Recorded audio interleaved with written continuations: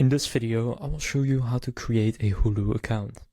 So there's generally two ways to do this. First is to go to login right here, and then you don't have to log in, but just enter an email that you want to use for your new Hulu account, and then you will be prompted to sign up. But the normal way to do it is to go right here under build the plan that's right for you and just click start building. And then from there you can just start building your plan. So do you want ads or not?